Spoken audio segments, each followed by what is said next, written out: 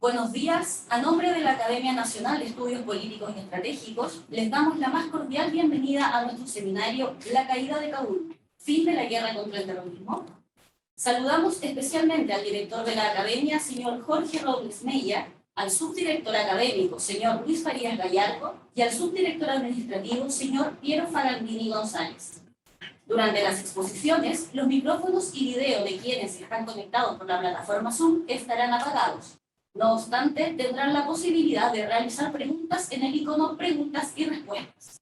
Para quienes nos ven por Facebook Live ANEPE, la interacción será a través de los comentarios, de manera que sus consultas puedan ser contestadas en la ronda de preguntas una vez finalizadas las presentaciones de nuestros panelistas invitados. A continuación, dejo con ustedes al director de la ANEPE, señor Jorge Robles Mella, quien dedicará palabras de bienvenida a los panelistas y asistentes. Muchas gracias, muy buenos días. Queremos darle las gracias a todos ustedes que nos acompañan vía virtual en este interesante tema. Nosotros como ANEPE hemos establecido dentro de nuestras misiones la realización de diferentes actividades académicas que ayuden a incrementar los conocimientos en materia de defensa y seguridad, permitiéndonos así vincularnos tanto a nivel nacional como internacional. Y así también poder favorecer una oportuna retroalimentación y discusiones entre estos temas del quehacer académico e internacional. En este ámbito, y considerando la delicada situación que nos presenta la región de Asia Menor, y particularmente luego los sucesos ocurridos en Afganistán en los últimos días, en los cuales hemos sido testigos de una escalada de la crisis, nos hace necesario analizar diferentes perspectivas de este conflicto, como también poder tratar quizás de proyectar los efectos que se puedan derivar de esto. En efecto, el entorno estratégico internacional, geopolítico y la dimensión estratégica que aglutina a Afganistán, sin duda que traerá consecuencias que merecen una mirada académica, también política, donde la ANEPE puede quedarse, no podríamos quedarnos al margen, y hemos convocado a algunos interlocutores y expertos que más adelante pondrán sus reflexiones. ¿Qué sucedió para llegar a este escenario donde otros ya habían fracasado? ¿Cuál será la posición que asumirán los organismos internacionales? ¿Quiénes son los beneficiados, pero también quiénes son los perjudicados? ¿Qué lecciones políticas, estratégicas se pueden deducir? En fin, podemos tener muchas preguntas, pero quizás nos faltan muchas respuestas. Hay que resaltar que desde la teoría, la disciplina, la ciencia militar y la geopolítica podemos aportar como instituto especializado a cooperar de tratar justamente de descifrar este gran rompecabezas internacional que está viviendo hoy en día la comunidad. Temáticas vinculadas a diferentes factores que han atentado al ideal de la democracia occidental, que se había postulado tras la guerra contra el terrorismo iniciada en el año 2001. En fin, esto y muchos otros temas pretendemos que sean discutidos en este seminario y en otros que esperamos ampliar en esta dedicada situación. Dejo con ustedes entonces a nuestro jefe del Centro de Investigación, don Miguel Navarro, para que dé inicio al seminario con los panelistas invitados. Muchas gracias por su compañía.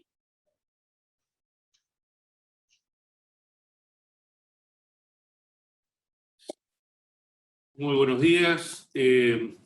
Como lo ha planteado nuestro director, la ANEPE no podía estar ausente de los acontecimientos que se están desarrollando en Afganistán. Ha sido una sorpresa para la opinión pública informada de todo el mundo el colapso tan rápido de la fuerza de defensa del gobierno central de Afganistán, el avance arrollador de los talibanes, la caída de una tras otra de las ciudades que estaban en poder de la fuerza del gobierno, la rendición de algunas, el escape de otras, en fin.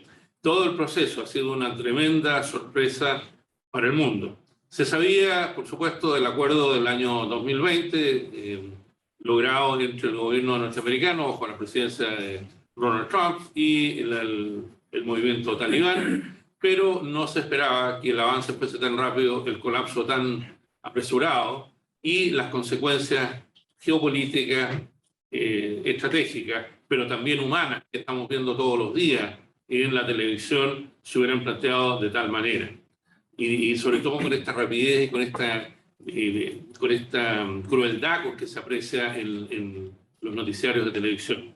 Por otro lado, Afganistán ha sido un campo de disputa geoestratégico desde prácticamente todo el siglo XIX.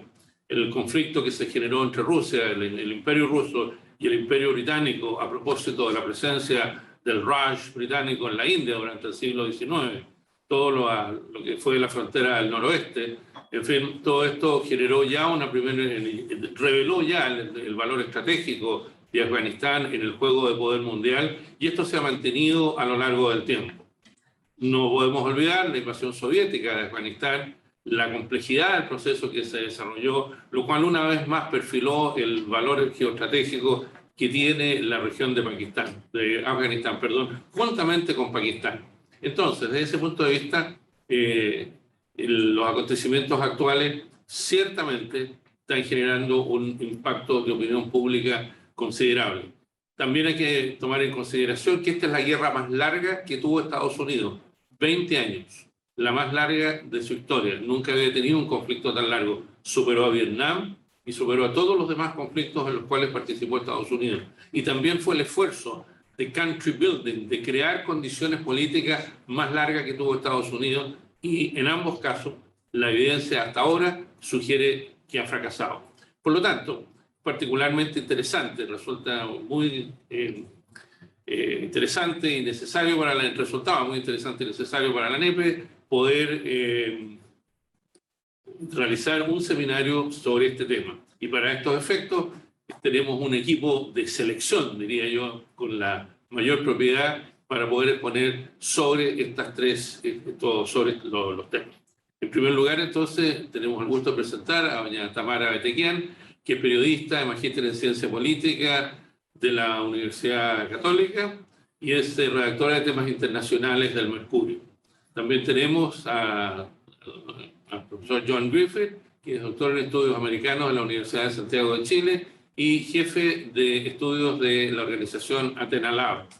Y finalmente al embajador Armen Andereya, diplomático, magíster en Relaciones Internacionales y profesor de nuestra Casa de Estudios de la NEPE. Ellos expondrán en ese mismo orden los distintos aspectos humanos, estratégicos y diplomáticos que se están apreciando en el conflicto actual. Sin más, dejo con ustedes a doña Tamara Betequian. Gracias, Miguel. Gracias por esa presentación y gracias por la invitación a la academia. Creo que es una oportunidad muy interesante para poder compartir. Más fuerte voy a hablar. Ahí sí. Ahí sí. Agradecía a la NEPE, por supuesto, y a todos ustedes que están conectados en este Zoom. Para comenzar mi presentación, que todavía no la tengo en pantalla, quería contarles que yo voy a referirme más bien al tema de las mujeres en Afganistán, que es un tema que ha estado muy en las noticias en este momento. Creo que es lo central como tema humano, todo el tema geopolítico, militar, estratégico, lo van a ver aquí mis compañeros.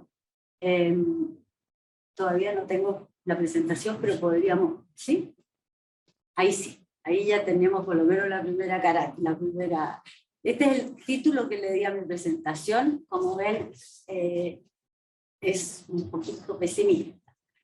Tengo ahí un mapa de Afganistán que creo que es importante, pero que John lo va a...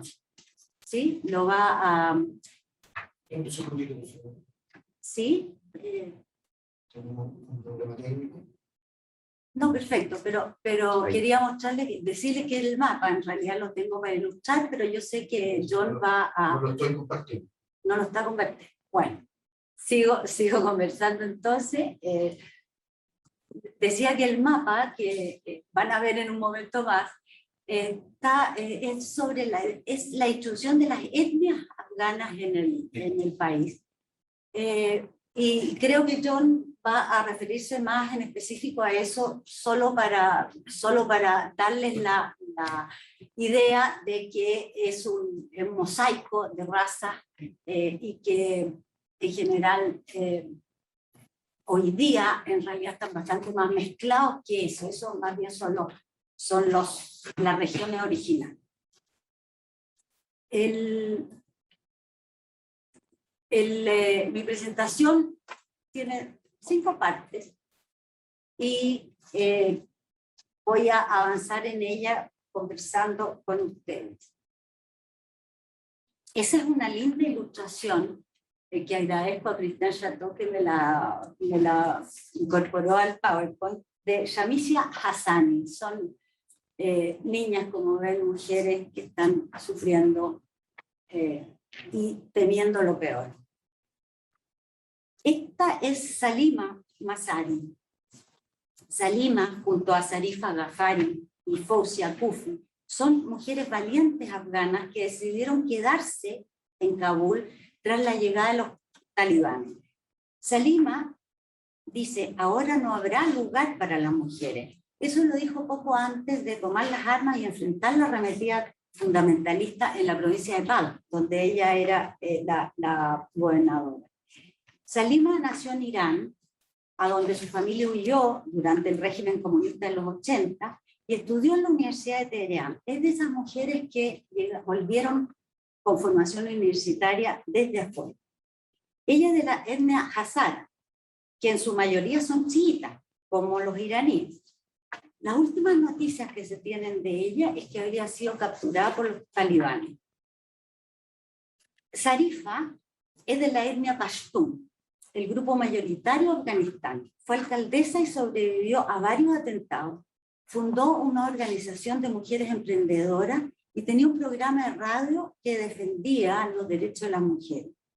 Ella remeció al mundo con un tuit en el que decía que estaban esperando que llegaran a detenerla. No hay nadie que pueda ayudarme, decía. Fawzia pertenece a la etnia tayika, del norte del país. Estudió en la Universidad de Kabul y en Pakistán. Fue vicepresidenta del Parlamento afgano y miembro de una comisión de derechos humanos. Formó parte de la delegación que negoció el acuerdo de Doha en 2020 y siguió en la delegación en la consecuente reuniones. Eran 4 mujeres entre 21 hombres. Por el lado talibán, ninguna. El año pasado fue herida en un ataque, en parte porque participó en esa negociación. Dice que se queda en Kabul porque quiere ayudar a niños y mujeres que necesitan protección y alimento. Cada una de estas 3 mujeres tienen una historia diferente, pero comparten una vida de lucha en defensa de las mujeres, las que en los últimos 20 años pudieron gozar de libertades que sus madres no tuvieron y que ahora están amenazadas. Millones de ellas temen no solo las restricciones, millones de ellas no solo temen las restricciones sociales y legales, sino que saben que sus vidas corren peligro. Saben de la crueldad de los talibanes, de lo mucho que sufrieron todos los afganos por las arbitrariedades durante el régimen y del trato injusto y humillante hacia las mujeres. Estoy asustada como todas las afganas. Yo sé que no hice nada malo. Solo participé en un gobierno que respetó a las mujeres. Esto lo dijo Ranjina Hamadi, la primera ministra de Educación que tuvo Afganistán. Ella estudió en Estados Unidos y volvió para luchar por el acceso a educación y a conseguir más igualdad e independencia. Ahora todas ellas y el resto de las mujeres afganas saben que las cosas empeorarán. Este es Zabihullah Mujahid, es uno de los voceros de los talibanes y ha sido uno de los encargados de calmar los temores que surgen por la conocida brutalidad del mundo. La semana pasada dijo que los derechos de las mujeres serán respetados y ellas serán autorizadas a estudiar y trabajar, a ser activas en la sociedad, dentro del marco de la Sharia. Nadie las dañará ni golpeará su cuerpo. No queremos repetir errores. Dentro del marco de la Sharia, eso es muy importante. Mujahid es la cara amable de los talibanes. Como otros líderes que estuvieron en el extranjero saben qué decir y cómo decirlo para tranquilizar a las audiencias occidentales. Para ganar legitimidad internacional deben mostrar un cambio de actitud. Pero este vocero y otros dirigentes han sido vagos sobre cómo aplicarán la Sharia. Y de ahí nace el temor y la incertidumbre. Porque la Sharia puede significar muchas cosas distintas dependiendo de quién la imponga. Mientras los educados negociadores talibanes en Doha decían una cosa, los comandantes en las zonas que fueron capturando antes de llegar a Kabul imponían castigos extremos y ejecutaban enemigos sin responder a nadie. En los diálogos de Doha no se habló de derechos humanos ni de ley islámica. La Sharia es un código de vida, de conducta, un cuerpo de reglas religiosas que guían a los musulmanes para vivir como Dios lo quiere. Regula desde el ayuno a la oración, las relaciones familiares, el matrimonio, los derechos de herencia, que son bastante importantes, sobre todo porque es novedoso para el tema femenino. Y también los castigos para ciertos delitos, los graves y los menos graves, que están más a criterio de los jueces o el clero. La Sharia es el camino claro hacia el agua, según su traducción literal. Todo emana del Corán, de la Sunna y también de las fatwas. Hay muchas versiones de la Sharia dependiendo del país y de la sociedad en la que se aplica. En algunos países es la base del sistema judicial y en otros apenas una guía para las acciones privadas sin consecuencias penales. Los talibanes comulgan con la versión más radical, más estricta, que viene de una de las escuelas de jurisprudencia sunita. Hay 4, y una chiita. Ellas toman una que deriva del hanifismo, que toma en forma literal las escrituras, y era así como las enseñaban en las madrasas de Pakistán, donde se formaron la mayoría de estos talibanes. Son reglas que quedaron congeladas en el tiempo.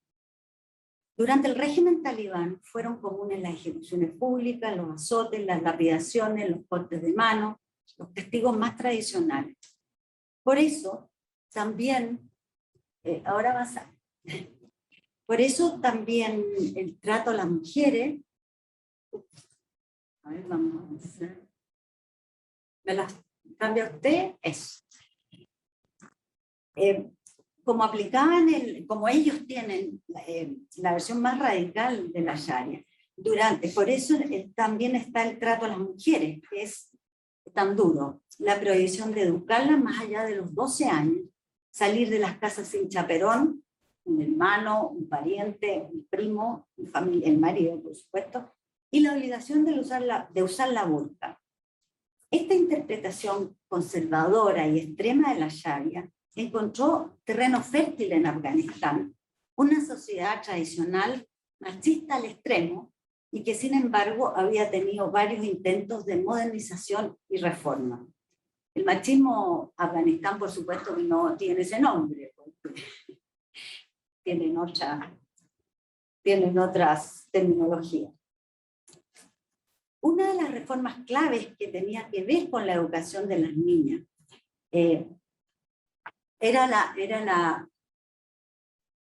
estoy un poquito descoordinada, pero estamos perfectos. Como decía, que en este proceso de reforma y modernización que ha tenido Afganistán, que tuvo Afganistán en el pasado, una de las reformas era la educación de las niñas. Según los musulmanes más liberales, el Islam siempre alentó el estudio y la búsqueda del conocimiento. Hay en la historia del islamismo muchas mujeres intelectuales que contribuyeron al auge de la religión e incluso escribieron fatwas, pero que fueron silenciadas en los libros. Se dice que por una tradición los nombres de las mujeres no se mencionan. Quizás sea eso. En las primeras décadas del siglo XX, volvemos atrás, ahí, la dejamos ahí un rato. Las primeras décadas del siglo XX, el rey Amanullah y su mujer dieron libertades inéditas a las mujeres. Crearon escuelas para niñas, prohibieron los matrimonios forzados y eliminaron las dotes. Eso es al año 20, más o menos. La reina incluso se sacó el velo en público para dar el ejemplo. Causó escándalo y descontento social, que finalmente terminó con la caída del rey. Probablemente no solo porque se sacó el velo, pero sí porque estas reformas no le gustó a la gran mayoría. En 1947, después de la Segunda Guerra Mundial, otro rey trató de mejorar la situación de las mujeres. Se revivió un movimiento femenino que se llamaba la Asociación para el Bienestar de la Mujer. La educación fue también un punto clave que culminó con la autorización para que ellas asistieran a la Universidad de Kabul. Fue la primera vez que se abrió la universidad a las mujeres. En los años 50 hubo también reformas que dieron más presencia pública femenina. Y se permitió también andar sin velo, para gran disgusto de los clérigos. En la Constitución de 1964 se dio igualdad de derechos y libertad de vestimenta. Durante la ocupación soviética, entre el 78 y el 89, y estos gobiernos procomunistas, se mantuvieron las condiciones para las mujeres relativamente similares a las que venían de la Constitución anterior, pero el descontento de las comunidades más tradicionales fue creciendo. Y algunos dicen que eso habría contribuido a la resistencia contra los rusos, entre otros asuntos, por supuesto. Cuando el régimen soviético cayó en 1989, habían 7.000 mujeres en la universidad, 230.000 niñas en la educación escolar, 190 profesoras universitarias y 22.000 maestras de escuela. En los últimos 20 años, o sea, desde la que llegó la ISAF de Estados Unidos, se han hecho enormes esfuerzos, se gastaron miles de millones de dólares, no solo para crear un sistema democrático donde todas las etnias participaran, sino para mejorar la calidad de vida de la mitad de la población, las mujeres. La meta de nuevo era reforzar la educación escolar y universitaria, promover la fuerza laboral femenina, garantizarles el acceso a la salud, que es muy importante, a la justicia independiente y la libertad de expresión. Se dieron condiciones para que miles de refugiados y refugiadas, sobre todo, volvieran al país. Muchas de estas mujeres formadas en el extranjero pudieron incorporarse en el mundo del trabajo y lograron abrir esto para muchas otras mujeres que no estaban formadas también. Las cifras ayudan a ver el panorama. Si en 2003 había menos del 10% de las niñas en el sistema escolar, en 2019, según UNICEF, el 50% de las niñas iba a clase. Esas eran más o menos 3,5 millones de niñas. 20% de las niñas menores de 15 años sabían leer. 21% de los universitarios eran mujeres.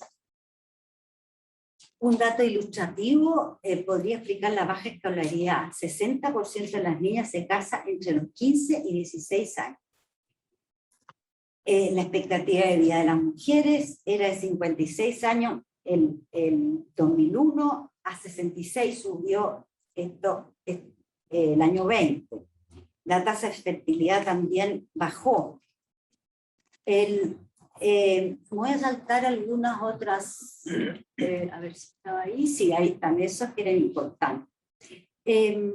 Como decía, decenas de mujeres trabajaban hasta la caída del gobierno. Pero estas cifras que les mostré no alcanzan a borrar la situación general, que está lejos de ser buena. Según el índice de paz y seguridad para la mujer de la Universidad de Georgetown del 2020, Afganistán es el segundo peor país del mundo para las mujeres para vivir. Y según el índice global de brecha de género, es el último de 156 países. Tengo también cifras de la violencia doméstica, pero muchas de las causas de discriminación y el maltrato radican en las costumbres bastante machistas, no solo de los talibanes, sino de los afganos en general. El 66% de los hombres cree que las mujeres tienen muchos derechos y solo el 15% piensa que la mujer puede trabajar después del matrimonio. Con estos datos a la vista, no hay mucho espacio para tener esperanzas de que las mujeres mantengan las mejoras en las condiciones de vida que han logrado estos últimos años. Sobre todo las mujeres de las zonas rurales. En las zonas urbanas es donde hemos tenido este desarrollo, esta incorporación de las mujeres al trabajo, a la educación, pero en las zonas rurales eso no ha pasado. Quiero leer una cita de un comandante talibán que nos va a dejar claro para dónde va el asunto. No habrá sistema democrático, no discutiremos el sistema político porque está claro que es la Sharia. Y eso es todo, así de fácil. Y anunció que el Consejo de Eruditos decidirá sobre las vestimentas y los derechos y las libertades de las mujeres. Además, Mujahid, ese vocero amable que teníamos al principio, dijo que llamó ayer a las mujeres que trabajan a que no vayan a sus trabajos porque no hay seguridad. Los talibanes no están capacitados para tratar a las mujeres, para conversar con ellas. Así entonces vemos que yo creo que la situación no está para ser muy optimista. A mí me gustaría hacerlo, pero temo que los talibanes seguirán siendo lo que vimos en el pasado y que las mujeres, niñas y adolescentes afganas serán las más perjudicadas. Dejé algunos temas, si es que los podemos conversar en las preguntas. Me gustaría terminar citando unas palabras del general McMaster, que dice: Afganistán es un problema humanitario en una moderna frontera entre la barbarie y la civilización. Esperemos que la situación no siga empeorando. Muchas gracias. Muchas gracias, Tamara. Muy aleccionador, muy interesante. Obviamente quedan muchas preguntas, ya están empezando a llegar. Sin duda en el periodo de debate vamos a poder realizar mejor este punto. Pero hay una cosa muy interesante que destacaste, y es el hecho de que los talibanes aprendieron las técnicas occidentales de cómo tranquilizar a la opinión pública. Mantener una condición primitiva en casa, pero dar una imagen de cordialidad y de aceptación de los valores occidentales, y eso me parece particularmente interesante. Y sin más, ahora entonces dejo a John Griffith, que nos va a ilustrar sobre los aspectos geopolíticos del conflicto. John. Muchas gracias, Miguel. En primer lugar, deseo agradecer a la Academia Nacional de Estudios Políticos y Estratégicos y en particular a su director por esta invitación, como a todos los asistentes que hoy día están conectados. Se me ha pedido una evaluación geopolítica y los efectos de la caída de Afganistán a manos del Talibán, para lo cual he preparado una exposición que tiene tres partes: una breve introducción, una exposición de los principales efectos y finalmente algunas consideraciones finales más relacionadas con el ámbito estratégico.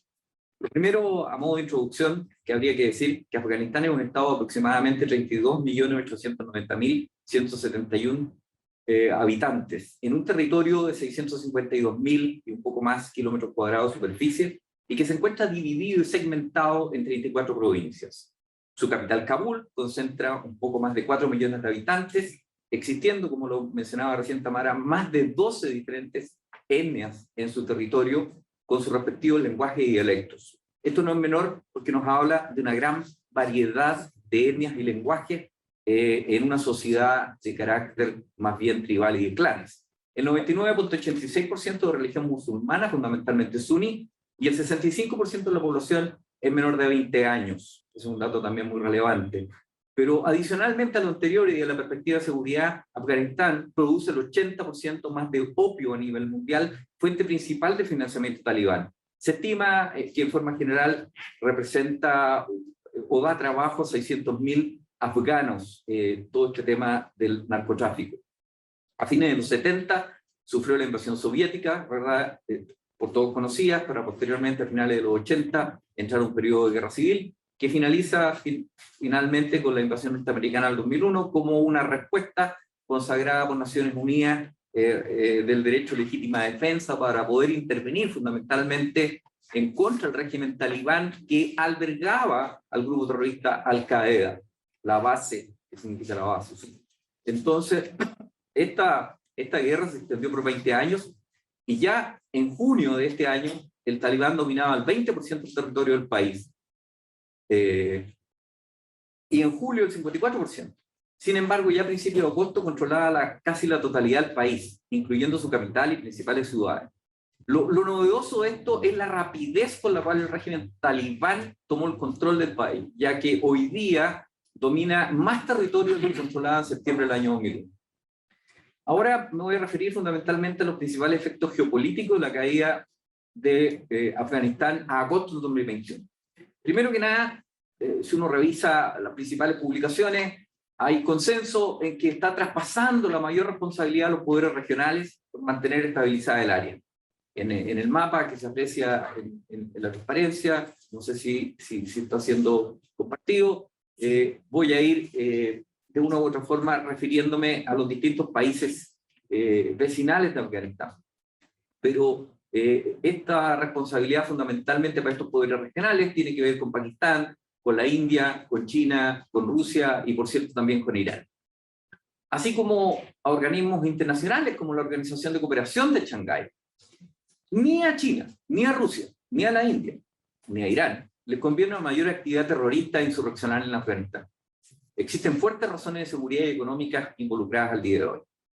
Tanto los talibanes como los principales actores involucrados se encuentran motivados a negociar por los intereses en juego en lo inmediato y haciendo uso, como decía Tamara, de nuevas técnicas hoy día aprendidas durante estos 20 años.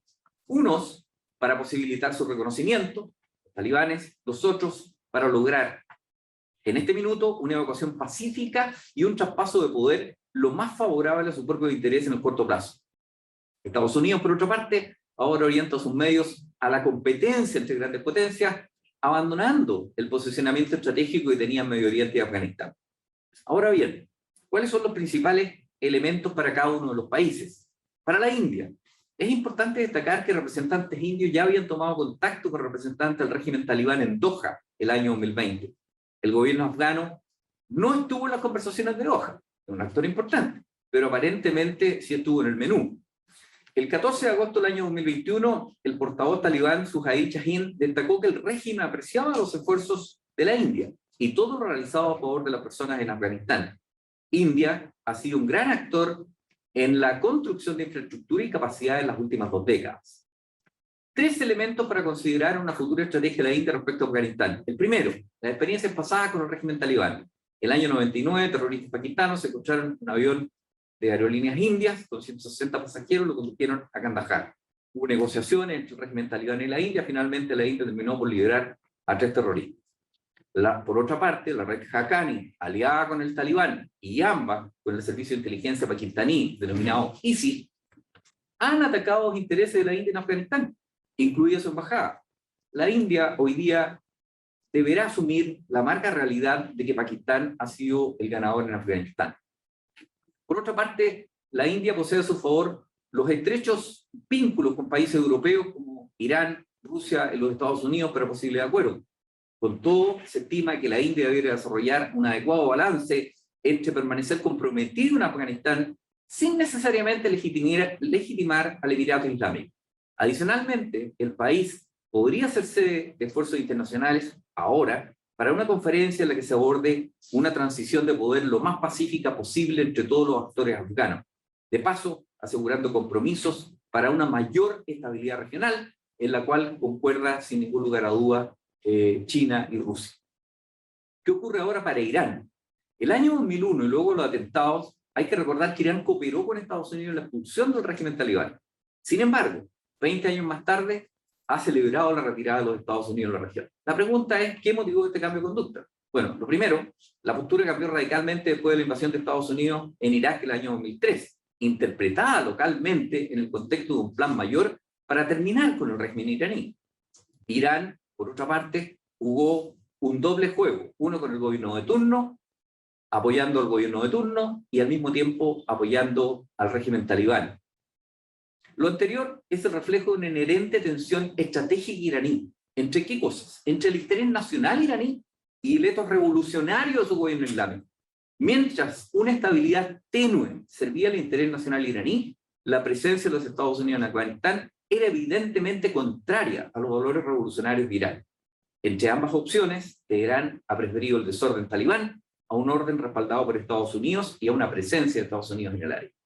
Aun cuando el régimen fundamentalista suní talibán fue enemigo de un Irán chiita, hoy la tendencia prioritaria y la ideología revolucionaria iraní no religiosa, sino que está marcada fundamentalmente por la oposición a los Estados Unidos e Israel.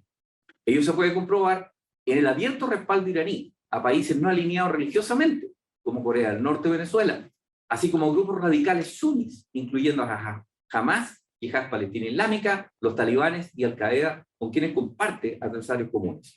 Aquí de una forma u otra reedita el famoso dicto del libro Arthasastra, ¿cierto?, del famoso pensador indio, Kautilya, quien decía: el enemigo de mi enemigo es mi amigo.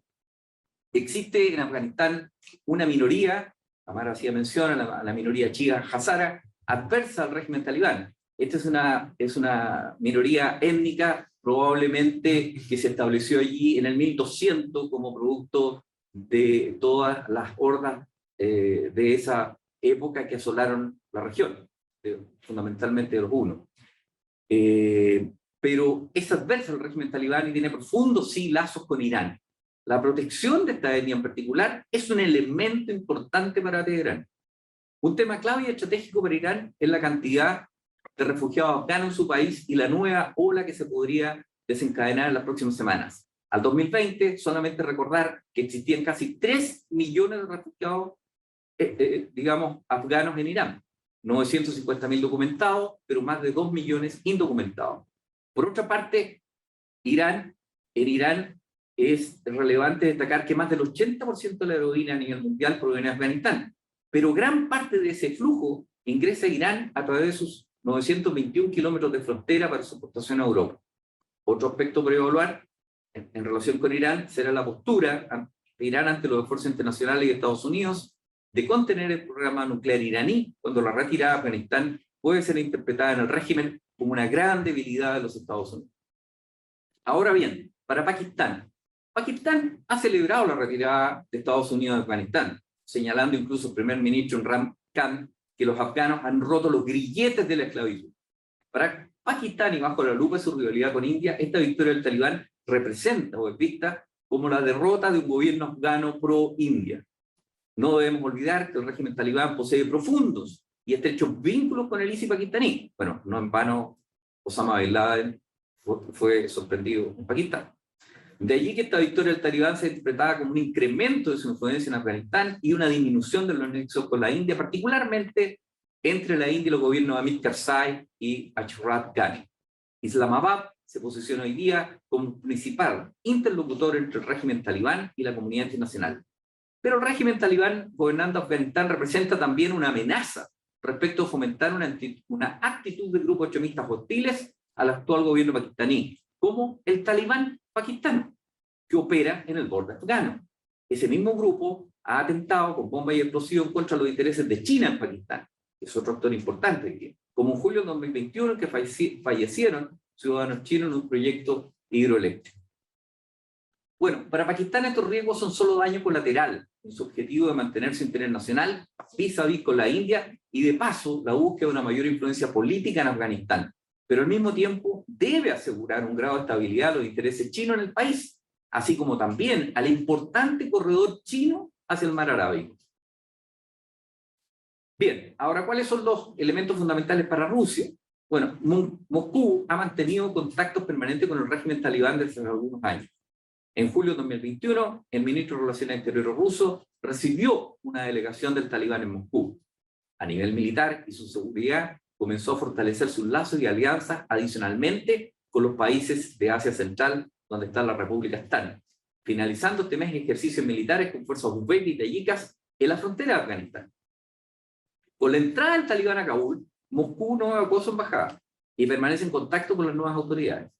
Para Moscú fue una sorpresa la rapidez de la caída de Kabul, recibida con alegría maliciosa, como se ha determinado. El senador Pushkov señaló: es una revancha de la historia sobre la modernidad y el globalismo. El tema para Rusia no es quién gobierna Afganistán, sino que no llegue a convertirse en una base nuevamente extremista que puedan afectar a su esfera de influencia en Asia Central. Ello representa un tema de vital interés para su seguridad, que adicionalmente también comparte con China. Bien lo decía, que comparte con China. Para los rusos no fue una sorpresa la retirada de Afganistán, sino que fue la rapidez de una implosión del gobierno y sus fuerzas de seguridad. No hay que olvidar que la retirada rusa en los años 80 dejó un gobierno que duró 2 años y medio más en el poder. Lo anterior le ha permitido a los rusos reiterar 2 mensajes a su audiencia. El primero, a la doméstica: la acelerada caída del liderazgo global de los Estados Unidos. Y la segunda, al ámbito externo, que respecto de lo poco confiable de los Estados Unidos como un aliado. Y esto es un mensaje también que está particularmente dirigido a Ucrania en los actuales momentos. Ahora, bien, para China, ¿cuáles son los efectos? El conflicto afgano para China y la retirada de los Estados Unidos representa un triunfo a su necesidad de destacar la decadencia de los Estados Unidos. Sin embargo, su principal preocupación en la región ahora será tratar de cautelar que no se afecte la conectividad económica y sus intereses de su plan entre el sur y Asia Central. El ministro de Relaciones Exteriores chino, Wang Yi, expresó que China desea un aterrizaje blando para el nuevo régimen afgano, privilegiando la estabilidad por sobre cualquier otra consideración. No le conviene que se agiten las tensiones internas, sobre todo en la región de Xinjiang, referida a movimientos no afines con el gobierno central, así como tampoco que se afecte su ya tan destacado proyecto, ruta y cinturón económico en Asia Central y Sur. China aprovechó de enviar un mensaje a Taiwán, señalando que su principal socio de seguridad, Estados Unidos, podría repetir esta actitud en relación con Taiwán. Ahora bien, para la OTAN y la Unión Europea, la victoria del talibán ha significado una mofa para la política de seguridad y defensa de la Unión Europea. Para la mayoría de los estados constituyó una sorpresa la rápida caída del régimen afgano. Hay que recordar que Europa estaba deportando hasta hace unos días atrás a ciudadanos afganos de vuelta porque las consideraba relativamente seguras. La respuesta de los estados europeos ha estado determinada en forma individual y no colectivamente, demostrando precisamente la ausencia de una real política y estrategia de seguridad y defensa europea. Ello puede observarse claramente en las distintas opciones planteadas ante la posibilidad de auxiliar a los refugiados afganos. Creo que todos los países tienen muy presentes los 6 millones de refugiados del conflicto sirio del 2011, y particularmente Alemania, en donde se establecieron más de 1 millón de refugiados. La autonomía estratégica de Europa, tantas veces señalada, sigue siendo, en nuestro juicio, un deseo o aspiración más que una realidad. En suma, el fracaso de Occidente en Afganistán deja la alianza transatlántica vulnerable y débil como una fuente de luz moral, política o de seguridad. Ahora bien, para los Estados Unidos de América, ¿cuáles son las repercusiones? Estados Unidos, junto a los sucesivos gobiernos afganos, fundamentalmente los gobiernos afganos, fracasaron en esta guerra, entre otros motivos porque estos gobiernos tuvieron un mal relacionamiento con los jefes tribales y la población en general, a través del abuso, corrupción y extorsión, que generó un gran resentimiento. Este fue un factor que posibilitó la fuente de reclutamiento de los talibanes. Por otra parte, el dinero de la droga y la corrupción de las diferentes élites tribales afganas es una razón del fracaso en Afganistán.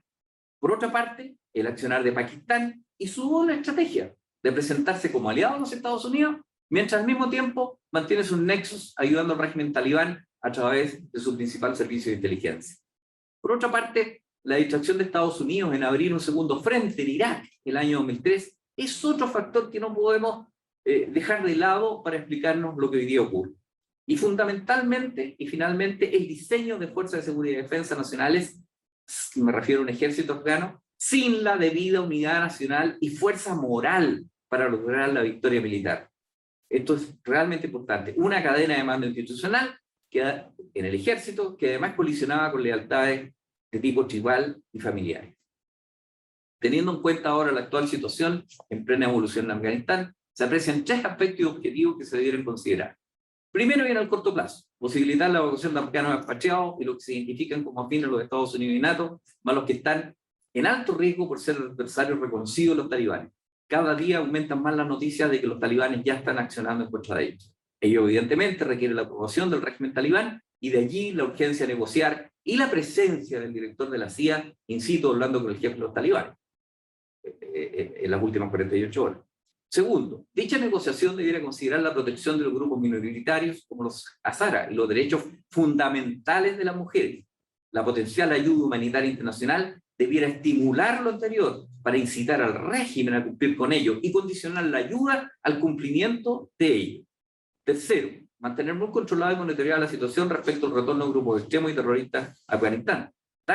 Por otra parte, tal como el acuerdo de febrero de 2020 entre Estados Unidos y Talibán lo dejó estipulado. En síntesis, si el trato al nuevo gobierno es de paria, la conducta de este grupo va a responder de esa forma, como lo ha hecho en el pasado. En cambio, creemos que si se mantiene un continuo compromiso con el actual régimen, de paso la mejor opción es posible, al menos se podrían evitar los desastrosos resultados descritos anteriormente. Y para terminar, voy a destacar algunas consideraciones de tipo estratégica que creo que son importantes tener en cuenta y que la historia nos recuerda una y otra vez. Siempre que se resuelve el uso de la fuerza, lo primero a tener en cuenta es la naturaleza del conflicto que se enfrenta. De allí que el nivel político deba y esté obligado a definir muy bien este objetivo político del uso de la fuerza. ¿Qué quiere de sus militares? Y en consecuencia adopte una estrategia adecuada, integrando, coordinando y enfatizando los distintos instrumentos de poder en esa dirección, a través de la estrategia adecuada. La fuerza militar no es ni el paracetamol ni la morfina para cargar síntomas o males mayores. Adicionalmente, la construcción de Estado requiere un esfuerzo gigantesco y se puede favorecer aparentemente solo en donde ya existen medios basales para fortalecerla, pero no donde hay carencia absoluta de condiciones, como en el caso, podría ser el caso somalí o lo ha demostrado Afganistán. Ahora, la fuerza militar encargada de contribuir al objetivo político de ese conflicto también debe definir con la mayor precisión y claridad el carácter del conflicto a enfrentar. ¿Es de tipo tradicional, insurreccional, híbrido o todas las anteriores? Así como tampoco contribuye un esfuerzo de guerra que al nivel político habrá otro frente, como el que se abrió en Irak el año 2003, ya que sin duda ella afectó directamente el esfuerzo bélico en Afganistán. Si uno recurre a la literatura, Sun Tzu ya nos advierte miles de años atrás los negativos efectos de mantener una guerra prolongada. Esta duró 20 años y, como decía Miguel Navarro, es la más larga en la historia de Estados Unidos. Es el mejor ejemplo de ello.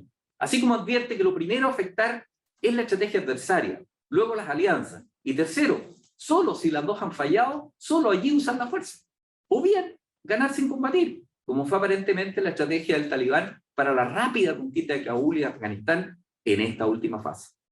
Lo que sí debe estar en correcta sintonía es la coherencia del objetivo político y el objetivo militar definido, así como la misma coherencia entre los objetivos y estados finales deseados, y los medios puestos a disposición, que constituyen el arte de la estrategia.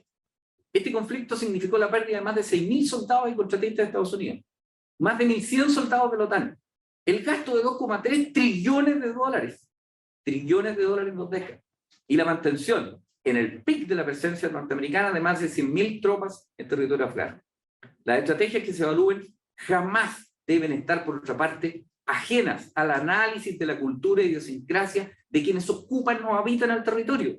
Es decir, no debemos usar nuestros lentes de cultura occidental para observar fenómenos ajenos a ella a través del microscopio con el lente equivocado.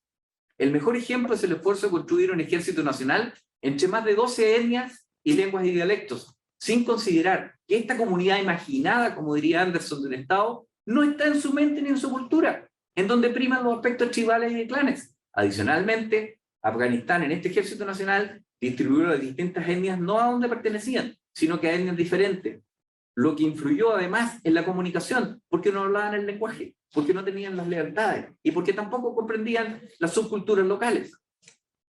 Pues bien, la posibilidad de articulación de facciones violentas y extremistas en Afganistán es una realidad que representa uno de los principales objetivos a abordar, como también se mencionaba anteriormente. No en vano, hoy Al-Qaeda permanece presente en no menos de 15 de las 34 provincias al interior del territorio afgano, y preferentemente en la frontera por Pakistán.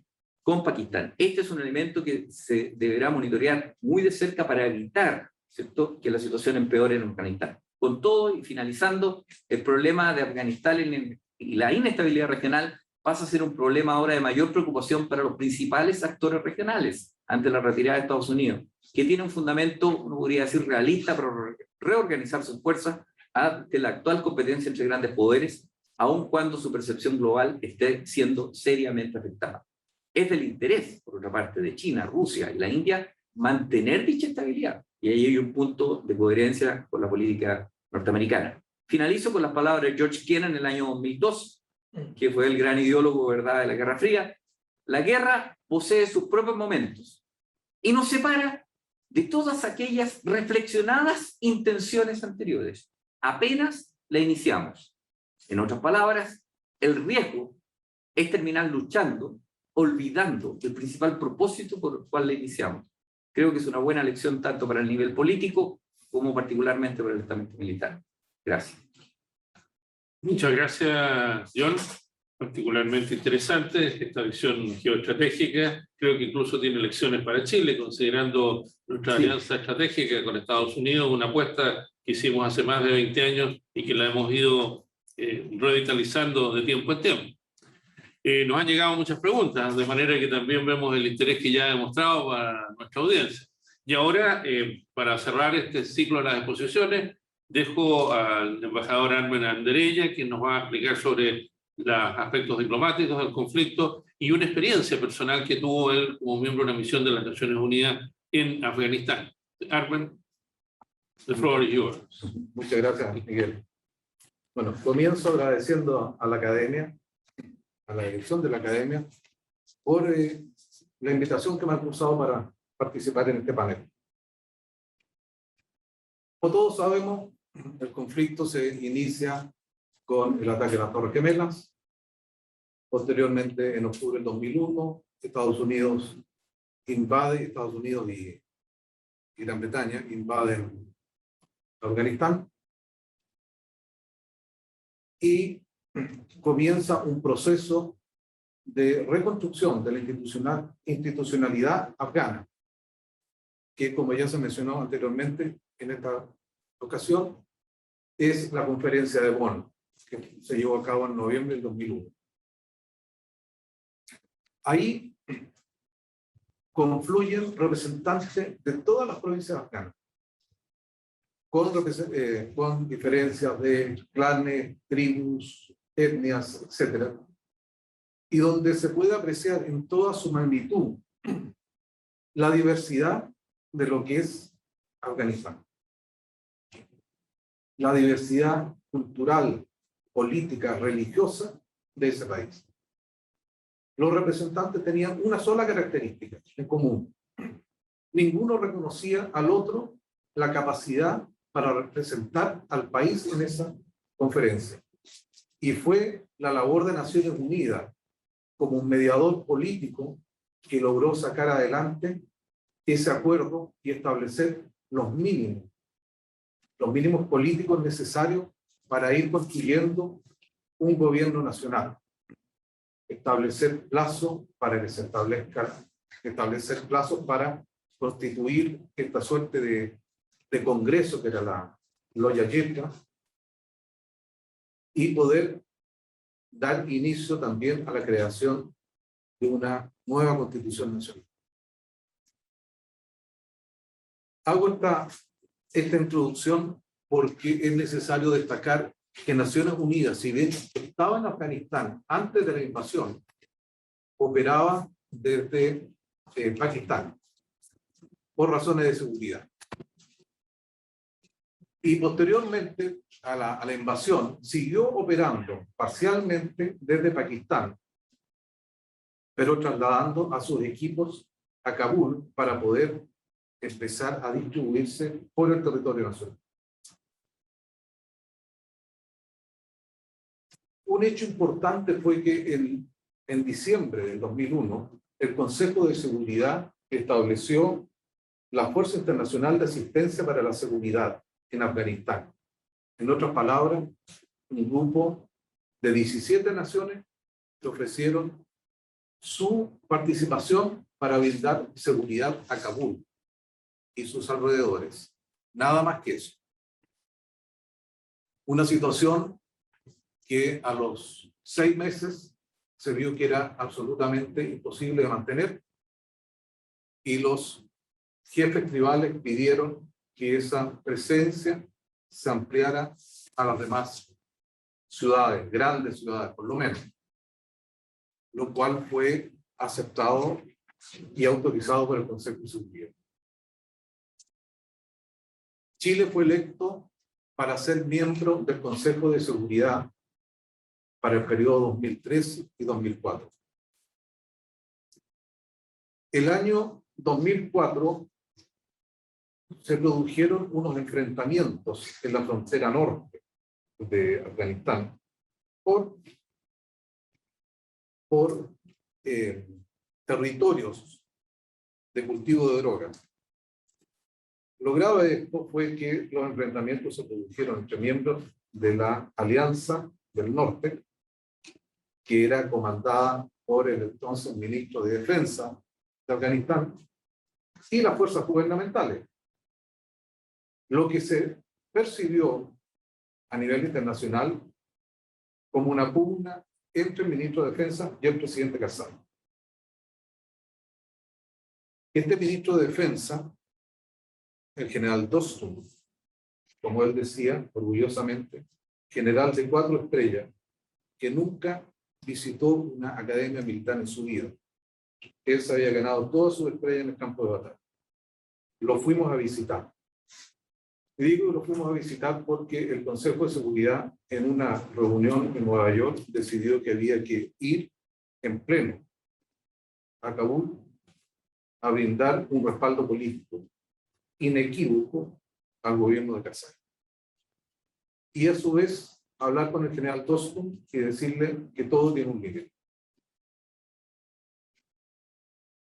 El presidente Karzai recibió al Consejo de Seguridad en el Palacio de Gobierno y relató lo que era la visión del país en ese momento. Y realmente uno se preguntaba, bueno, pero ¿por dónde se empieza? Salimos del aeropuerto de Kabul rumbo al palacio en una caravana que se conformaba por 12 vehículos con diplomáticos, todos con escoltas armadas. La cabecera eran 3 vehículos militares, jeep, camiones, con personal fuertemente armado. Cerraba la caravana tanquetas de diversa naturaleza, ambulancia y todo un desfile de uniformados que cubría la carretera entre Kabul, entre el aeropuerto y Kabul. Uno miraba esto y decía, bueno, puede ser, es un despliegue de fuerza enorme. Entonces se le preguntó al presidente Karzai, pero ¿era necesario tanto? Sí, y pudo haber sido mucho más si hubiésemos tenido disponibilidad de medios. El presidente Karzai nos relató en ese momento la situación del país, graficándolo en lo que eran los ingresos. El presidente de la República de Afganistán, es decir, el que habla, gana $25 al mes. Cada ministro de Estado gana $20 y así fue desgranando para terminar señalando: un general gana alrededor de $7.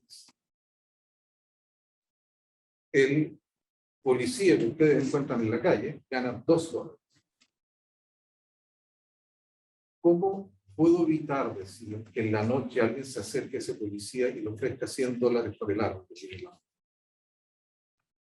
Ese hombre lo entrega de inmediato. Cuando se constituye el gobierno provisional de Afganistán, no había, literalmente hablando, un centavo para pagar los sueldos. Fue Naciones Unidas la que transportó desde Nueva York $1 millón para los primeros días de trabajo. Y después la comunidad internacional fue realizando un pozo para poder ir financiando estas actividades.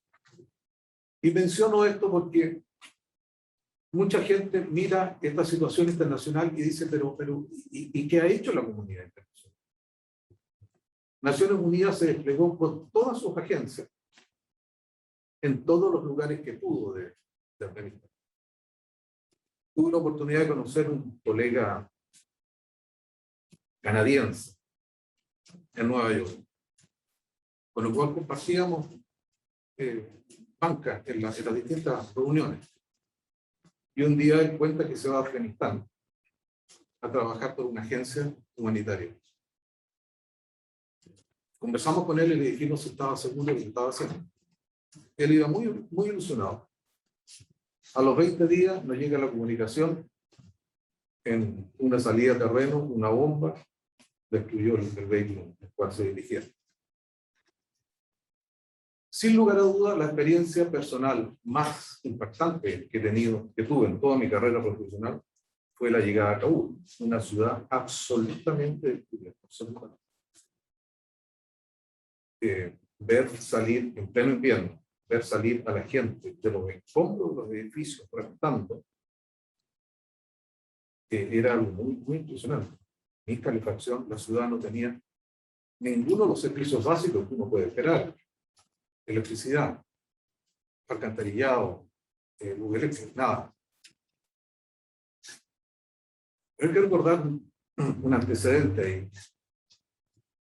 Antes de ser capturada, Kabul fue bombardeada con artillería durante una semana por las fuerzas de la Alianza del Norte. ¿Quién comandaba esa fuerza? General Dostum, ministro de Defensa. No quiero decir que no era lo necesario, no tengo antecedentes para eso, pero fue una política extremadamente dura para alcanzar un objetivo sin que hubiese ninguna consideración por los civiles, nada. El presidente Karzai nos manifestó la necesidad de desplegar el gobierno lo antes posible, ya habían transcurrido 2 años, en todo el país, que hubiese presencia que demostrara que había un gobierno central. Pero ya lo han manifestado los panelistas anteriores. Principal problema, la corrupción.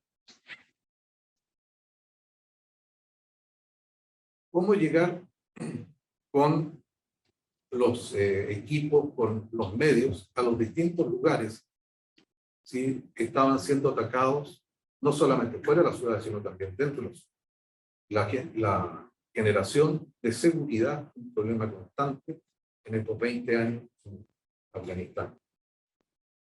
La creación de un ejército y sobre todo la creación de una policía también fue otro problema que estuvo salpicado, tal como lo decía John, por la corrupción, por los sectarismos, por los aspectos familiares, tribales, políticos y los intereses personales. Cuando el presidente Karzai comienza a designar a los gobernadores de las distintas regiones, en una de ellas, el gobernador llega con su fuerza militar y es recibido con una fuerza militar opositora y se entabló una batalla campal, 50 muertos, para que no asumiera el mando o el gobierno regional, lo que generó también un problema muy serio dentro del gobierno del presidente Karzai. El Consejo de Seguridad en ese viaje visitó 3 ciudades: Kabul, Mazar-e-Sharif y Kandahar. En todas nos reunimos con los gobiernos locales, con las fuerzas militares aliadas y obviamente con la sociedad civil. El mensaje general era de mucha esperanza, y mucha esperanza a las mujeres por los campos. Nosotros volvimos a Nueva York. A ver, con esa sensación, cuando uno ha ido, en mi caso personal, para el terremoto del 2010, viajé por razones familiares a uno de los lugares afectados. Yo tengo familia. Entro a la ciudad, precisamente a la ciudad de Constitución, en la zona del Maule. Entro a la ciudad y mi mente se fue a Kabul. Eso era Kabul. Destrucción plena. O sea, esos niveles de devastación son muy difíciles de imaginar para nosotros.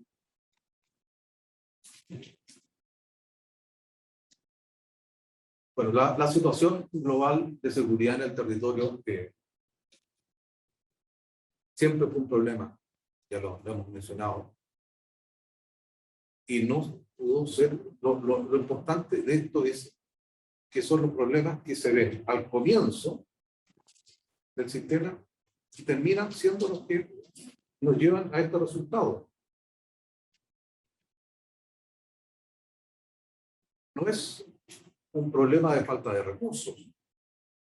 Lo decía John, el 80% del opio en el mundo se produce en Afganistán. Obviamente que esos recursos no van al gobierno, van a los líderes regionales, a los señores de la guerra. Muchos de ellos, comandantes de unidades.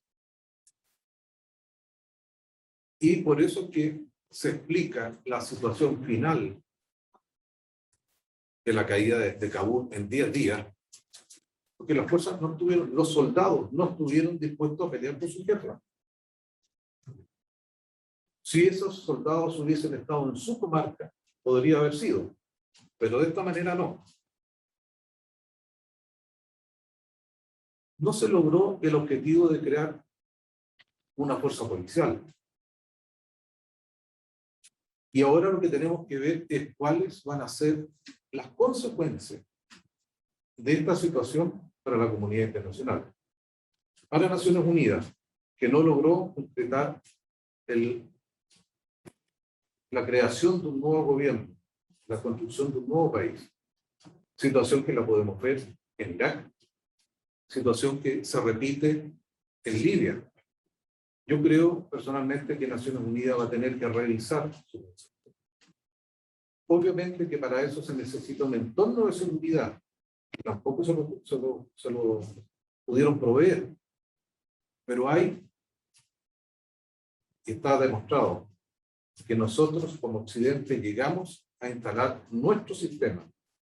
Y el sistema en el Medio Oriente o en Asia es totalmente diferente.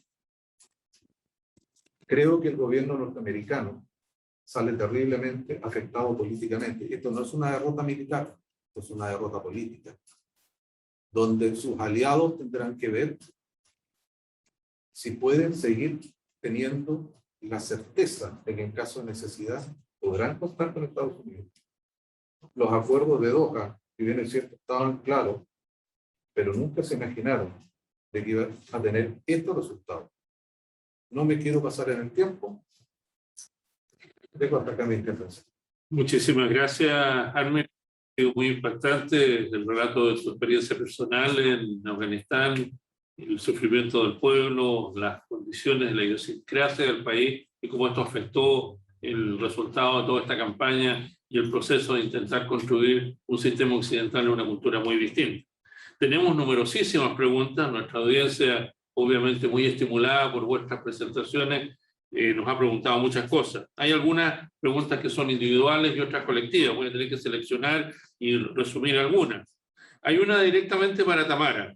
¿Será posible pensar que la sociedad afgana reaccionará, cederá a las presiones de aquellos grupos que han sido educados e instruidos en valores occidentales? Dicho de otra manera, aquellos, especialmente en el plano de las mujeres, los valores occidentales de liberación femenina, de empoderamiento, ¿tendrán algún efecto con los talibanes? Yo lo veo muy difícil. Yo creo que muchas de estas mujeres, por ejemplo, esas que les mencioné al principio de mi exposición, ellas se quedaron, pero muchas de ese tipo se han ido. De alguna manera esto es una cosa sobrepuesta. Toda esta modernidad de estas mujeres que estudiaron en Kabul, muchas de ellas, pero está sobrepuesta por una sociedad demasiado tradicional. Los talibanes ellos mismos son muy estrictos, pero muchos de los otros grupos de distintas etnias y distintos círculos y regiones también son conservadores, no están tan convencidos de que esto sea bueno. O sea, esa cifra que alcancé a decir, el 76% de las mujeres viven en zonas rurales, y están completamente a merced de lo que está pasando en su comunidad, y su comunidad está dominada por hombres, un patriarcalismo bastante fuerte. Esas palabras de moda que están ahora, realmente ahí sí hay un... Ahora, dicen que hay que respetar las cosmovisiones de los lugares y las culturas y tradiciones. Yo no sé, aquí a mí me surge la duda, porque una cosa es respetar, no sé, que nuestros pueblos originarios hagan ceremonias para que venga la lluvia, y otra cosa es aceptar que una sociedad tenga una cosmovisión en que la mujer está completamente dominada. Entonces, no, yo soy pesimista en eso, no creo que sea fácil que estas mujeres evolucionadas puedan imponerse menos a los talibanes. Bueno, muchas gracias.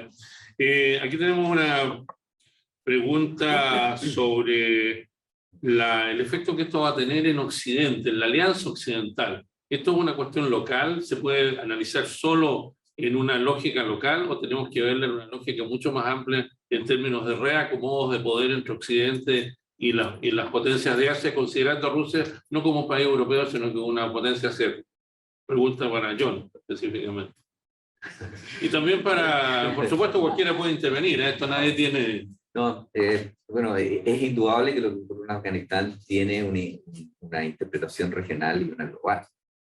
Regional, por evidentemente los actores que están involucrados. Como señalábamos en el mapa, todos los grandes estados que rodean Afganistán, para cada uno de ellos es relevante lo que ello ocurra. Creo que, en definitiva, como están las cosas hoy día en el actual estado del arte, creo que a todos les conviene que el régimen talibán sea un régimen en el cual los aspectos de seguridad no se salgan más allá de lo que hoy día es, y que no termine siendo el régimen talibán el grupo que recoja otras facciones terroristas de la región.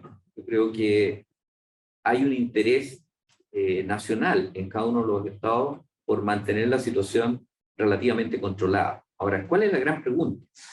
Nosotros cuando hablamos del talibán lo imaginamos como una unidad monolítica, como un grupo homogéneo. Creo que no es tan así, porque el talibán también replica de igual forma la arquitectura de Afganistán. Las distintas etnias, los distintos clanes, las distintas tribus, los distintos intereses en juego, entre otros, la droga. Por ejemplo, el régimen talibán. El año 2001 eran 74.000 hectáreas las que estaban cultivadas en Afganistán. El año 2017, 120.000 hectáreas. El año 2020, 328.000 hectáreas. Solamente para tener una idea, se cree que un tercio del PIB de Afganistán proviene de la droga. Los talibanes cobran un 20% de impuesto en ganancias. El 60% de sus fondos provienen de la droga. Entonces, allí uno dice, ¿cómo van a reaccionar estos talibanes con los distintos grupos? ¿Es un grupo unido, homogéneo? ¿Hay un claro comandante talibán? ¿O la verdad es que hay distintas facciones? ¿Cuáles son los intereses de cada uno de ellos? Entonces esa es la gran pregunta, que no tengo una respuesta adecuada para ello, pero sin ningún lugar a dudas tiene repercusión en lo regional. ¿Y qué duda cabe que en lo global? Pues, si China, Rusia, la India e incluso Pakistán son potencias que tienen sus aspectos de seguridad altamente comprometidos en lo que ocurre en Afganistán. Por cierto, para China es tremendamente relevante, porque no tan solo hay consideraciones de seguridad, sino que también económicas. China tiene mucho que perder con un Afganistán en estado. Ahora, para Estados Unidos, creo que la política de Estados Unidos es salir de Medio Oriente para concentrarse en su nuevo problema estratégico, que tiene que ver con la competencia entre grandes potencias o grandes poderes. Tiene que realinear un poco, y también hay que decirlo, el costo de la guerra en Afganistán que estaba pagando Estados Unidos era altísimo, es de billones de dólares mensuales. Entonces, ¿podría sostener un año más ese esfuerzo económico? Yo creo que ahí también esa fue una consideración que se tuvo en cuenta, sin ningún lugar de duda. O sea, la respuesta es sí, tiene consideraciones vecinales, regionales y globales. Perfecto. Armen, ¿tengo que agregar a eso? Coincido plenamente, ¿eh? Esto va a tener consecuencias que son mucho más allá de efecto regional. Van a tener efectos globales. Por ejemplo, para los países más de alianza que dependen estratégicamente más fuertemente de los Estados Unidos, van a tener que evaluar si ellos están dentro de esa primera línea de defensa o no, o si continúan estando dentro del sector prioritario para Estados Unidos. A mí me preocupa el hecho de que algunos sectores han interpretado que esta reconquista de Kabul significa la expulsión de los infieles de las tierras del Islam, porque seguimos hablando entonces en términos religiosos. Religiosos desde esa perspectiva, pero no de la nuestra. Nosotros vemos esto como un tema político.